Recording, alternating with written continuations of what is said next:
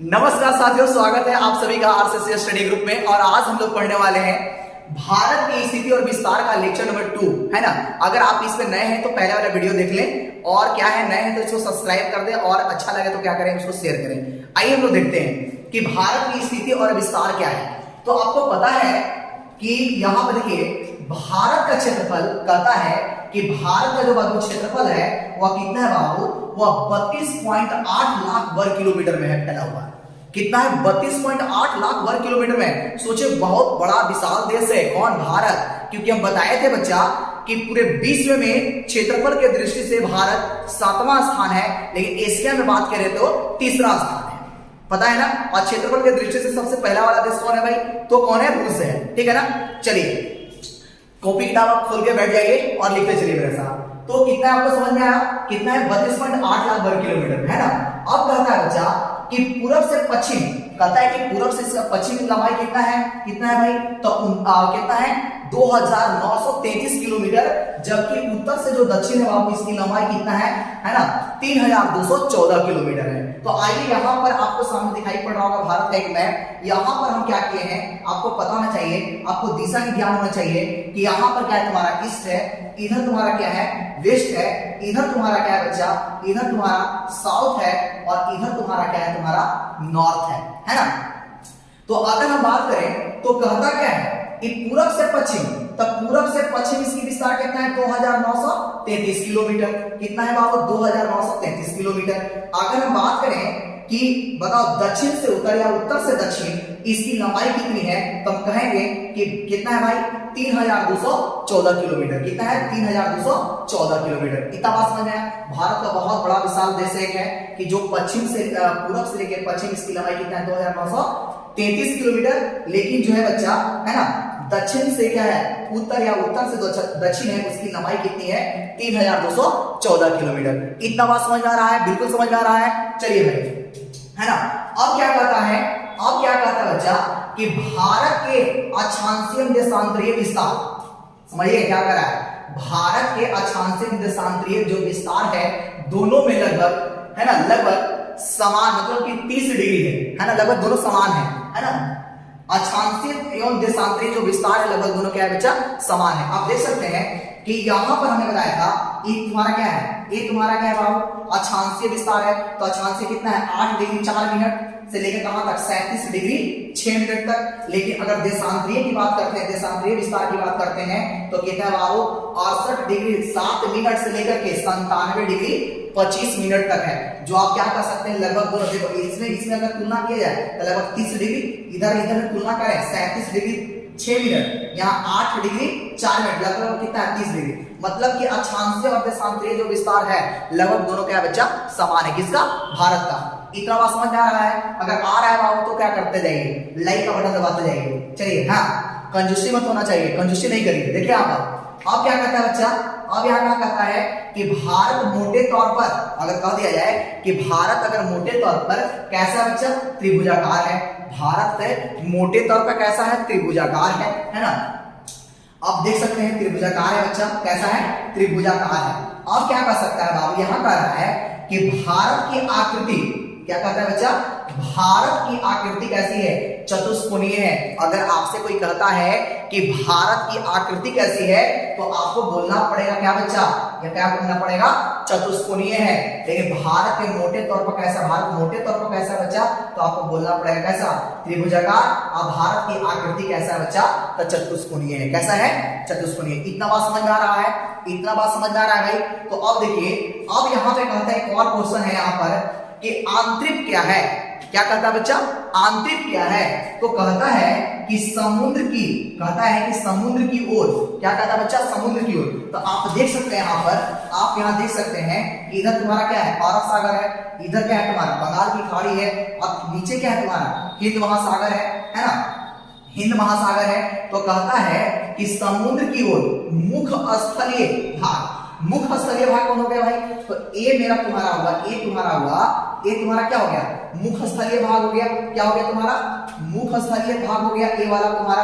अब ये क्या कहता है कि भारत की ओर, समुद्र की ओर, कहता है कि समुद्र की ओर मुख्य स्थलीय भाग का निकला हुआ, है ना, निकला हुआ सक्रिय या पतला भाग, है ना, जो तीनों ओर समुद्र से क्या होता है बच्चा, घिरा होता है। तो अगर आप देखें, अगर आप बढ़िया से इसको देखें, है ना, तो आपको एक बात यहां पता चलेगा कि ई तुम्हारा है, इधर देखो, इधर इतना चौड़ा है ना, इधर आते आते क्या हो गया, पतला हो गया, क्या हो गया, पतला हो गया। तो इसी को कहता है बाबू सक्रिय या पतला भाग, है ना, जो तीन ओर से समुद्र से घिरा है। तो इधर से भी देखो घिरा हुआ है समुद्र से, इधर से भी घिरा हुआ है समुद्र से, और इधर से भी घिरा हुआ है क्या, समुद्र से। इधर तुम्हारा बंगाल खाड़ी से घिरा हुआ है, इधर अरब सागर से घिरा हुआ है, और नीचे से तुम्हारा हिंद महासागर से क्या है, तुम्हारा घिरा हुआ है। इतना बात पता चला है। और इसी को हम लोग बोलते हैं क्या बच्चा, इसी को बोलते हैं आंतरिक कहते हैं। क्या कहते हैं, आंतरिक। तो आंतरिक समझ में आ गया कि आंतरिक क्या है, कि समुद्र की ओर मुख्य स्थलीय भाग का निकला हुआ सक्रिय या पतली भाग जो तीन ओर समुद्र से क्या होता है बच्चा, घिरा होता है, उसी को क्या कहते हैं बच्चा, उसी को बोलते हैं आंतरिक कहते हैं। क्या कहते हैं, तुम्हारा आंतरिक कहते हैं। थोड़ा सा यहां पर भी डिस्कस कर लेते, कोई दिक्कत नहीं है। देखिए ई कहता है भारत का विश्व। क्या कहता है वो, भारत का विश्व। तो आपको पता होना चाहिए कि पूरे विश्व में, है ना, अगर कहा जाए कि भारत कहाँ है, तो आपको पता ये होना चाहिए कि भारत में बच्चा पूरे विश्व में, है ना, पूरे विश्व की बात कर रहे हैं हम, तो क्या है, उत्तरी गोलार्ध में कि दक्षिणी गोलार्ध में, बताओ कहाँ है, तो उत्तरी गोलार्ध में है।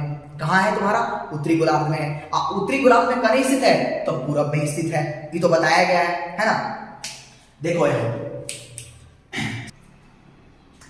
चलिए तो देखिए यहां पर, तो हम लोग बात कर रहे थे भारत का विश्व, है ना, भारत का विश्व। तो अभी भारत और विश्व की अगर बात हम करें बच्चा, तो अगर यहां पर आप देखो तो वर्ल्ड मैप है। क्या है तुम्हारा, वर्ल्ड मैप है। और वर्ल्ड मैप में यहां पर तुम्हारा भारत है, ये जो हम बनाए हैं, यहां पर तुम्हारा क्या बच्चा, भारत है। अब देखो कि भारत इतना सामरिक दृष्टि से बहुत ही महत्वपूर्ण स्थान पर स्थित है बच्चा, इसलिए क्योंकि भारत जो है बच्चा एक ऐसा जगह पर है कि नीचे तो तुम्हारा क्या हो गया, हिंद महासागर। अगर कहीं तुमको जाना है तो सामरिक दृष्टि से, आर्थिक दृष्टि से, दोनों दृष्टि से क्या बच्चा, भारत का महत्वपूर्ण पोजीशन पर स्थित है, क्योंकि यहां से सभी जगह का क्षेत्र क्या हो जाता है, खुल जाता है। अगर आपको एशिया में प्रवेश करना है तो आप एशिया में प्रवेश कर सकते हैं। अगर आपको यूरोप जाना है तो यूरोप जा सकते हैं। अगर आप खाड़ी देश में जाना चाहते हैं तो खाड़ी देश में जा सकते हैं। अगर आप अफ्रीका में जाना चाहते हैं तो अफ्रीका में जा सकते हैं। यहां पर ऑस्ट्रेलिया में जाना चाहते हैं तो ऑस्ट्रेलिया जा सकते हैं। मतलब भारत जल से और थल से दोनों से क्या है, तुम्हारा एक तरह से घिरा हुआ है। जल मार्ग से भी बढ़िया अच्छा खासा रास्ता है, और स्थल मार्ग से भी जा सकते हैं। जैसे पाकिस्तान को पार करके अफगानिस्तान को पार करके हम लोग कहां चल जाएंगे, हम लोग मिडिल एशिया में चल जाएंगे, है ना। ये तुम्हारा इस ढंग से क्या है, तुम्हारा एक पूरी तरह से विस्तार है किसका, भारत का। इधर दक्षिण अमेरिका जा सकते हैं, इधर से पानी वाला रास्ता से, है ना। तो एक तरह से हम कह सकते हैं कि भारत है जो इस इतना बढ़िया पोजीशन पर है कि मतलब कुछ वो बात ही नहीं है भाई। देख सकते हो कि भाई भारत के भारत से निकल के बहुत जगह आप जा सकते हो, है ना। जाने के लिए बहुत ही बढ़िया रास्ता है। आप समुद्री मार्ग से जा सकते हो, चाहे तुम क्या लैंड से जा सकते हो, धरती से जा सकते हो। तो इस प्रकार से है भारत एक महत्वपूर्ण स्थान रखता है किसमें, पूरे विश्व में, है ना। तो अगर पूरे विश्व की बात करें तो भारत कहाँ है बच्चा, हमारे जस्ट बताया हमने कहाँ है, उत्तरी गोलार्ध में पड़ता है। और उत्तरी गोलार्ध को पूरी तरह से हम लोग क्या कहते हैं, स्थल गोलार्ध कहते हैं, और नीचे वाला दक्षिणी गोलार्ध क्या कहते हैं बच्चा, हम जल गोलार्ध कहते हैं। चलिए अब आगे चलते हैं। तो आगे चलते हैं तो ये क्या कहता है बच्चा, ये कहता है कि दक्षिण एशिया में, कहता है यहाँ पर भारत के पड़ोसी देश। तो आपको पता होना चाहिए कि भारत के पड़ोसी देश कौन कौन से हैं। तो आपको बता दें कि भारत के पड़ोसी देश पाकिस्तान हो गया, अफगानिस्तान हो गया, चीन हो गया, नेपाल हो गया, भूटान हो गया, है ना, म्यांमार हो गया, बांग्लादेश हो गया, श्रीलंका हो गया, ठीक है ना। तो अब कहता है बच्चा कि भारत पड़ोसी देश, ठीक है ना। अब कहता है कि दक्षिण एशिया में, कहा बाबू, दक्षिण एशिया में भारत एक महत्वपूर्ण स्थान रखता है। अगर ये पूरा हम देखें, ये पूरा का पूरा एशिया है बच्चा, ये पूरा का पूरा एशिया है। अगर हम कह दें कि दक्षिण एशिया में, तो बताओ भाई कि एशिया में भारत कहां स्थित है, बताओ। भारत है जो एशिया में कहां स्थित है, वह पूर्व में कि पश्चिम में, उत्तर में कि दक्षिण में। तो अब बताओ कि यहाँ पर अगर मैप में जानकारी दें तो यहाँ पर क्या होगा, तुम्हारा होगा साउथ होगा, इधर तुम्हारा क्या होगा नॉर्थ होगा, इधर तुम्हारा क्या होगा ईस्ट होगा, और इधर तुम्हारा क्या होगा वेस्ट होगा। हम कह सकते हैं कि इंडिया जो है बच्चा, इंडिया जो है पूरा एशिया में तुम्हारा कहां पर स्थित है, दक्षिण एशिया में स्थित है। कहां पर स्थित है? दक्षिण एशिया में स्थित है। एक बहुत ही महत्वपूर्ण स्थान रखता है कौन? भारत, है ना। अब कहता है कि भारत जो है बच्चा सार्क का एक क्या है बच्चा, है ना, सार्क का सदस्य भी है ना। भारत किसका सदस्य है? सार्क का। तो आपको आपके मन में आ रहा होगा कि सर सार्क क्या है, तो आइए थोड़ा सा इसमें हम बताएं, है ना। ये क्या कहता है कि जो सार्क का बच्चा, सार्क का मतलब है साउथ एशियन, है ना, एसोसिएशन, है ना, फॉर रीजनल कोऑपरेशन। क्या है बच्चा? Regional cooperation. इसका मतलब हुआ कि दक्षिण, है ना, दक्षिण एशियाई क्षेत्रीय सहयोग संघ, है ना। इस सार्क का मतलब क्या होता है बच्चा? सार्क का मतलब क्या है? सार्क का मतलब है दक्षिण एशियाई क्षेत्रीय सहयोग संघ है। किसका मतलब है? सार्क का मतलब है ना। अच्छा, अगर आपसे कह सकता है भाई कि सार्क का मुख्यालय कहां है, तो आपको बोलना पड़ेगा कि सार्क का मुख्यालय तुम्हारा है बाबू कहां में? काठमांडू में है। कहां पे है? काठमांडू में है, जो नेपाल की क्या है बच्चा? राजधानी है। काठमांडू किसकी राजधानी है? नेपाल की राजधानी है, जो क्या है? सार्क का क्या है बच्चा? मुख्यालय है। इतना बात समझ में आ गया? सार्क का क्या है तुम्हारा? मुख्यालय है। इतना बात समझ में आ गया होगा? बिल्कुल समझ में आया होगा। अगर हम बात करें भाई, अगर हम पूरी तरह से बात करें इसमें कि सार्क में कौन कौन से देश आते हैं बच्चे, सार्क में कौन कौन से देश आते हैं, तो भारत है ना, भारत है बच्चा। और कौन कौन देश है? भारत है, पाकिस्तान है ना, बांग्लादेश है, श्रीलंका है ना, नेपाल है, भूटान है, मालदीव है और अफगानिस्तान है। कौन है बच्चा? अफगानिस्तान है। इतना बात समझ में आया? इतना बात बिल्कुल समझ में आ गया बात कि सार्क के अंतर्गत कौन कौन से देश आते हैं, है ना। अगर हम बता दें, इतना तो बात समझ गए, है ना, कि मतलब सार्क क्या है, सार्क का फुल फॉर्म क्या होती है, सार्क का मतलब उसका फुल फॉर्म हिंदी क्या होता है, तो क्या होता है भाई? दक्षिण एशियाई क्षेत्रीय सहयोग संघ होता है, ठीक है ना। सार्क की जो है मुख्यालय कहां में है बाबू? काठमांडू में है, जो कि कहां में है बाबू? जो कहां में है? नेपाल में। नेपाल में क्या है बच्चा? वो राजधानी है। हम यहाँ पर बता दें कि सार्क का जो स्थापना हुआ था बाबू, वह 1985 में हुआ था। कितना हुआ था? 1985 में। सार्क का जो स्थापना हुआ था वह कितना हुआ था? 1985 में हुआ था, ठीक है ना। अब देख लीजिए, यहां चलिए, यहां क्या कहता है कि भारत और श्रीलंका, देखिए भाई सुनो, भारत और श्रीलंका, बच्चा यहां लिखा है भारत और श्रीलंका पाक जल संधि द्वारा। भारत और श्रीलंका किस संधि द्वारा बाबू? तो पाक जल संधि द्वारा अलग होता है।